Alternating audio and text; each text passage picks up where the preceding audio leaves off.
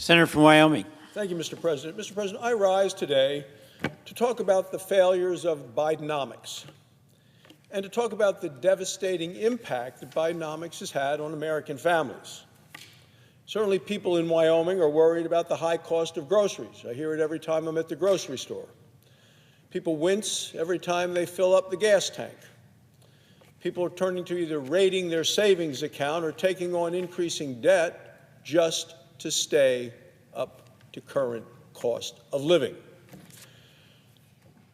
So President Biden has a message for all of these people who are wincing as they fill up, who are worried at the cost of groceries, and who are raiding their savings account. And Joe Biden's message to them is just this.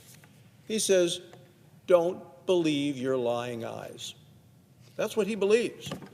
Now, tomorrow, the president will be in Colorado, and he's going to say some things that the American people just will not believe. He'll say inflation is getting better. He'll say Bidenomics is working. He'll say anyone who believes anything other than that is just a victim of misinformation. Well, Mr. President, that's not what the families of America are feeling. Americans know that they are subjected day in and day out to incredibly high prices, and they know that Joe Biden is the president of high prices. Before Thanksgiving, we got new inflation data, and prices went up again. Prices are now over 17% higher today than they were the day Joe Biden took office.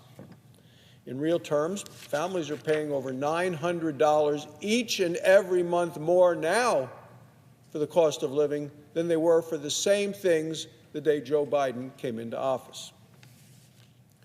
Americans are feeling it everywhere, but specifically in the cost of gas, the cost of groceries, and the cost of everyday goods. And as prices continue to go up, people are falling further and further behind when it comes to trying to pay their bills. Let's look at personal savings accounts. Do people have more money or less in their bank accounts now than they did before? Well, the answer is clearly they have less. Bidenomics is forcing 3 out of every 5 Americans to live paycheck to paycheck. Let's look at personal debt. Credit card debt now exceeds $1 trillion. This is a record high in the history of the United States. Let's look at interest rates. Americans are maxing out their credit cards just to get by, and they're having to do it at higher interest rates just to pay their bills, so their debt number continues to go up. Under Bidenomics, Americans barely have enough money to pay their bills, let alone save for the future. President Biden equates Bidenomics with the American dream. So what do people think about the American dream? Well, for most families right now, that American dream is further and further out of reach than it's ever been before. It's a recent poll by NBC News. They say only 1 in 5 Americans today feel confident that their children's lives will be better than their life was. Mr. President, that's an all-time low, and this is talking about the future and the loss of hope for a better future.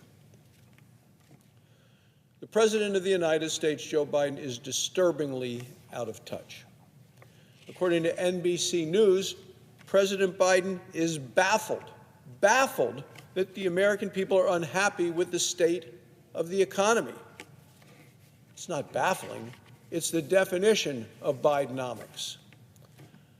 Americans are unhappy with the economy because they don't like paying 20% more for food, $1 more for a gallon of gas, or 8% mortgage rates. So why is the President of the United States so disconnected from the feelings of everyday Americans? Well, hardworking Americans deserve better leadership than what they've gotten out of this White House for the last 3 years. On issue after issue after issue, President Biden's actions have made matters worse. He's continued and increased wasteful Washington spending. The Democrats are guilty as he is. He keeps attacking our affordable, available, reliable American energy, and my home state of Wyoming is America's energy breadbasket. He's pursued the costliest regulatory burden in American history. The regulations coming out of this administration are penalizing and punishing and are costing the American people a lot. Let there be no confusion that the policies of Joe Biden and the Democrats is why families suffered the worst inflation in 40 years. Democrats have done nothing to correct course or steer the economy in the right direction. Instead of working to cure inflation, Senate Democrats tell Americans to endure it. They're pushing policies that increase spending and choke off American energy, policies that keep driving prices and costs higher. 2 weeks ago, President Biden met with the Chinese President Xi. It was their first face-to-face meeting this year in 2023. Well, tensions with China continue to rise.